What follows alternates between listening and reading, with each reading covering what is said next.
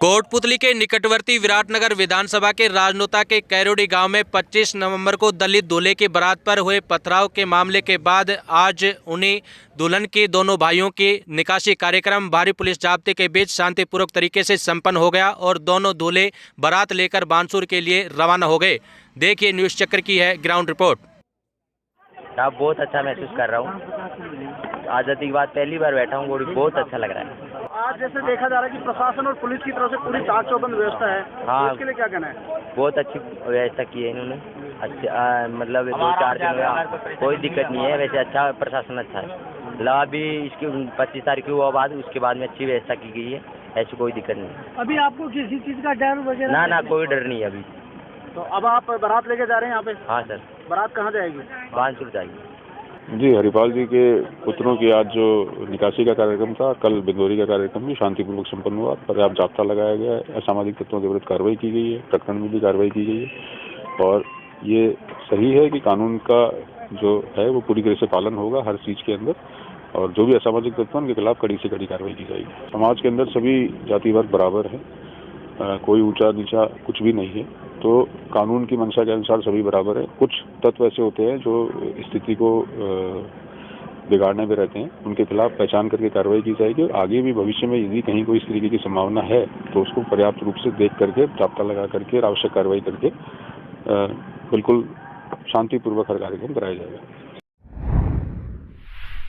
Sir क्या कहेंगे और क्या संदेश देंगे जो 25 तारीख को घटना हुई थी वो और आज जिस तरह से दोनों की निकासी शांतिपूर्वक निकली है और यहाँ से गई है, क्या संदेश देना चाहेंगे समाज? सबसे पहले तो मैं तमाम प्रशासनिक अधिकारियों को, पुलिस अधिकारियों को और सर्व समाज के जो मौजूद लोग हैं उन सबको बहुत बहुत बधाई देना चाहूँगा कि एक गैर बराबरी का जो टीका हमारे सबके माथे पे लगा हुआ था, आज हम सब ने मिलकर सर्व समाज ने ये प्रयासों के चलते शांति और सौहार्दपूर्ण वातावरण में जो रस्म अदा होनी थी, जो सदियों से पहली बार यहाँ हुई है, आज हम उसको अंजाम दे पाए। बड़े शांति और बड़े अच्छे भाईचारे के माहौल में आज जो शेड्यूल कास्ट का दूल्हा था वो पहली बार घोड़ी पर बैठ कर उसकी निकासी निकाली गई। और जैसा कि आपको मालूम है कि यहाँ से 3 दिन पहले पहली बार तोरण मारने की रस्म भी अदा की गई थी। उसमें भी पुलिस प्रशासन का ज़बरदस्त सहयोग था, लेकिन एक थोड़ी सी चूक हो जाने के कारण उस कार्यक्रम पर प्रश्नवाचक चिन्ह लग गया।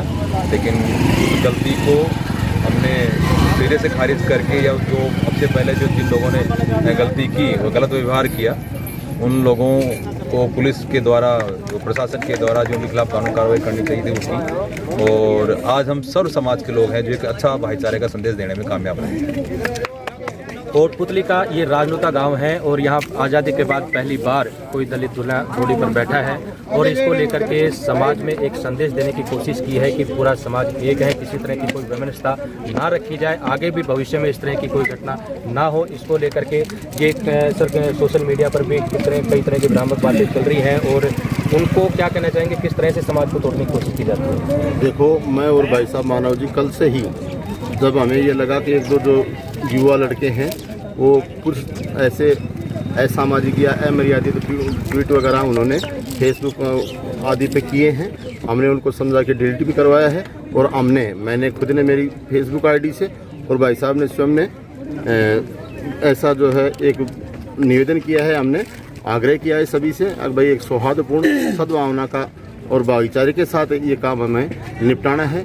और सभी के सहयोग से, विशेष रूप से आज प्रशासन संपूर्ण रूप से चाक चौबंद था, इस वजह से एक अच्छा जो है मैसेज हम दे पाए हैं। और एक तरह से हम ये कह पाएंगे कि आज वास्तव में दलित समाज के साथ प्रशासन भी है और अन्य समाजों का सहयोग भी है। हम आगे भी भाईचारा कायम रखना चाहते हैं और पहले से भी हम तो भाईचारा और कानून में विश्वास करने वाले आदमी हैं, लेकिन कुछ असामाजिक तत्वों की वजह से कोई समाज भी बदनाम हो जाता है तो कोई गांव भी बदनाम हो जाता है। हम चाहेंगे आगे भी मेल मिलाप से ही ऐसे सामाजिक कार्यों को हम करते रहेंगे। बिल्कुल पूरे भाईचारे और वह जो आपसी सहयोग है उसके साथ में इस तरह के समारोह आयोजित होने चाहिए, क्योंकि एक परिवार पूरे कई महीने की तैयारी के साथ में तैयारी करता है और फिर उसमें देखने में आता है कि किस तरह से कुछ असामाजिक तत्व उनको इस तरह से घटना को जब अंजाम देते हैं तो इस तरह की घटनाएं हो जाती हैं और फिर पूरे समाज को इसका दंश झेलना पड़ता है, ना केवल उस परिवार को बल्कि पूरे समाज पर कलंक लगता है। मेरे साथ में जो 25 तारीख को जो दूल्हा यहाँ बारात लेकर के आया था उनके पिताजी मेरे साथ में। सर आज के जो माहौल रहा और परसों जो माहौल था उसको लेकर के क्या कहना चाहिए?